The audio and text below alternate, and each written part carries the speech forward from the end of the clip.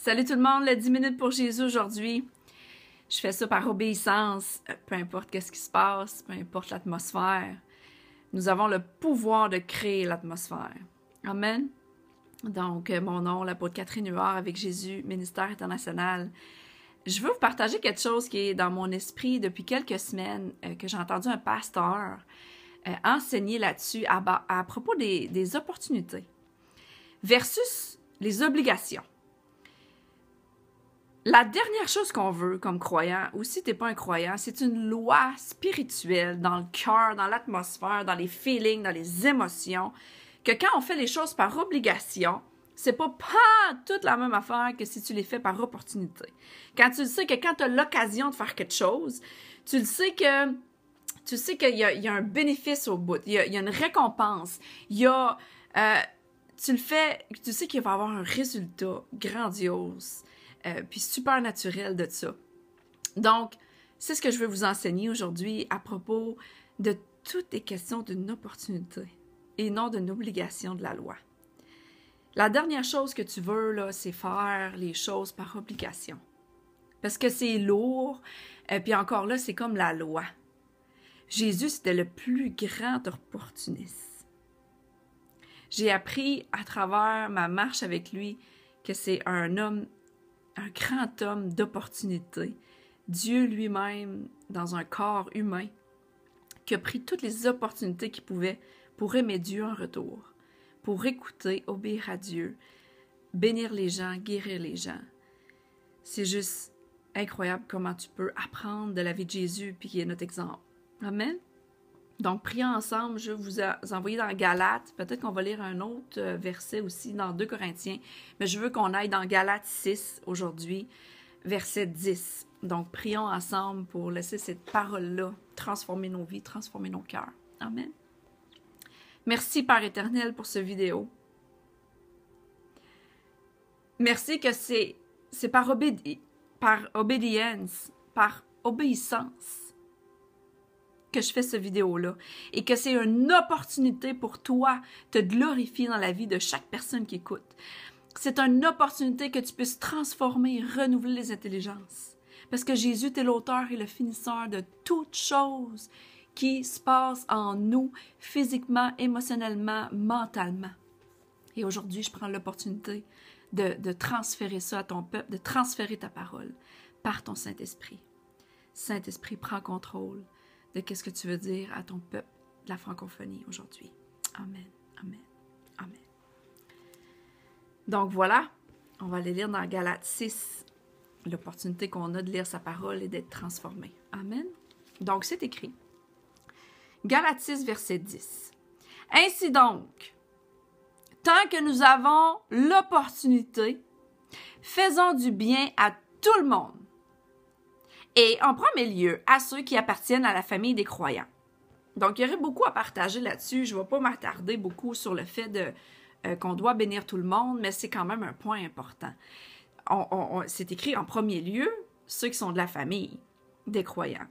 C'est bien facile de bénir les gens qui sont dans notre entourage, nos amis, nos frères et sœurs dans le Seigneur, de prendre l'opportunité et l'occasion de faire du bien à ceux qu'on aime. Mais on le sait que la parole de Dieu nous enseigne à faire du bien à tout le monde. Et ici, c'est le point quand même. Faisons du bien à tout le monde. Le mot « tout » inclut tout. Donc, à chaque fois que nous avons l'occasion, l'opportunité de faire le bien, on le fait. Amen. Mais ce que je veux vous amener comme point de vue, c'est qu'il y a beaucoup de choses qu'on a à faire dans cette vie quotidienne. Tu sais, je peux juste faire une petite liste d'exemples. Vous avez besoin d'aller au travail. Vous avez besoin de prendre soin de vos enfants, de payer vos dîmes, vos offrandes, lire la parole, passer un temps en prière, aller à l'église le dimanche, faire les études bibliques dans la semaine, toutes sortes de choses. Mais tout ça doit être fait dans une atmosphère et une attitude que c'est une opportunité et non une obligation. Que vous n'êtes pas obligé de. Parce que, sachez une chose, Dieu connaît les cœurs. Puis quand, je vous le dis, moi, cette parole-là a transformé ma vie, Je suis complètement renouvelée dans cette sphère-là en ce moment. Puis chaque jour, je continue d'être renouvelée. Chaque matin, je me réveille et j'ai le mot opportunité dans la tête. Et je me dis, wow, Seigneur, c'est une opportunité aujourd'hui de t'aimer. Parce que Jésus a dit, si tu m'aimes, obéis-moi. Donc, c'est plus une obligation d'y obéir. C'est rendu une opportunité de l'aimer en retour. Parce que je ne méritais pas pantoute, qu'il meure à la croix pour moi. J'étais un mess total avant qu'il vienne me chercher, qu'il vienne me toucher, puis qu'il vienne transformer mon cœur. Puis la parole de Dieu dit qu'on doit l'aimer en retour. Tu vois, j'ai dit le mot devoir. On doit l'aimer. Non, oui, on se doit de l'aimer, mais j'aime pas le mot devoir. Parce que on a l'opportunité de l'aimer en retour avec tout mon cœur, mon âme, ma pensée et ma force, c'est-à-dire ma force physique. Donc c'est là ce que je veux vous amener aujourd'hui dans un différent mindset. Puis je prie que l'esprit de révélation en ce moment, que tout ce que vous allez faire à partir d'aujourd'hui va être dans un mindset de prendre une opportunité d'aimer Dieu en retour, de faire le bien aux gens, non parce que tu sais que tu es obligé de le faire, puis que c'est la bonne chose chrétienne à faire, ou c'est la bonne chose à faire pour quelqu'un qui est bon, ou pour avoir quelque chose en retour. C'est pas pour avoir quelque chose en retour, on le sait qu'on va être récompensé. C'est sûr qu'il va y avoir un résultat au bout de la ligne, parce que chaque opportunité, il y a du résultat. Mais c'est une attitude avec l'amour. C'est une attitude où ce qu'on n'est plus obligé. Donc, c'est moins lourd, c'est vraiment léger. Puis l'autre point que je veux vous apporter, on va aller lire, je vais terminer mon vidéo avec ce point-là. On va aller dans 2 Corinthiens. Dans 2 Corinthiens, ça dit, on va aller au chapitre 9. Donc, 2 Corinthiens, chapitre 9. C'est écrit. Et on va aller lire seulement le verset 27. Non, on va aller lire le verset 7, en fait. Merci Seigneur. 2 Corinthiens 9, verset 7. Que chacun donne ce qu'il a décidé dans son cœur, sans regret ni contrainte, car Dieu aime celui qui donne avec joie. Donc, vous voyez, il y a une joie. Pourquoi il y a une joie? Parce qu'on le sait que quand il y a une joie, c'est qu'on saisit l'occasion de donner et que ça va porter du fruit. Et on ne donne pas par obligation. Bon, on le sait, les dîmes et les offrandes, on le sait que le 10%, c'est pas négociable.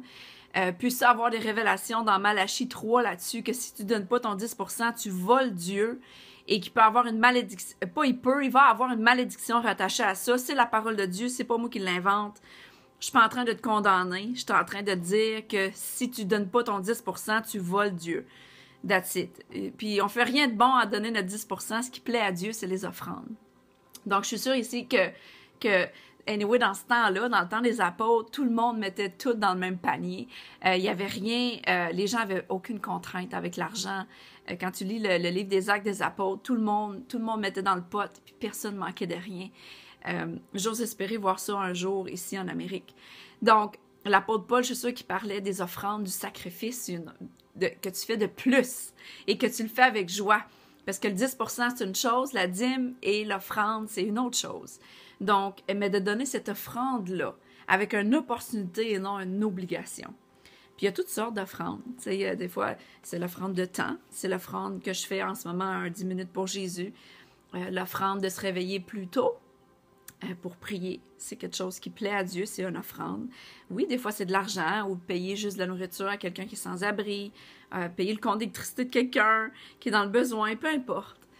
Le point ici, c'est de prendre l'opportunité d'aimer Dieu et d'aimer les gens et de rien faire par obligation. Si tu te retrouves à faire quelque chose par obligation, mets-toi juste à genoux puis va vérifier tes motifs. Demande à Jésus juste de transformer ton cœur, sans condamnation, sans culpabilité, sans honte. Je veux plus faire rien par obligation. Puis c'est ce que je déclare et décrète. Je déclare cette parole-là sur ma vie. Que tout va être fait dans la joie, par opportunité, par occasion de faire le bien à tout le monde, à tous et chacun. Puis d'aimer Dieu en retour, premièrement. Donc, c'est ça. Je déclare ça sur ma vie, je déclare ça sur la tienne. Et sois transformé, renouvelé par cette parole-là aujourd'hui. Et je sais que vous êtes déjà bénis, parce qu'en Jésus, en Dieu, la bénédiction en va de soi. On n'a même pas besoin d'y demander d'être béni. On est déjà béni anyway, parce qu'il prend soin de nous. On n'a pas à s'inquiéter de rien. Jésus l'a dit. Et les gens de ce monde s'inquiètent de toutes sortes de choses, pas nous. Donc, puis Dieu prend soin de ces petits oiseaux. Les petits oiseaux qui œuvrent dans la nature, ils n'ont pas semé, puis ils n'ont pas moissonné, ils n'ont pas travaillé.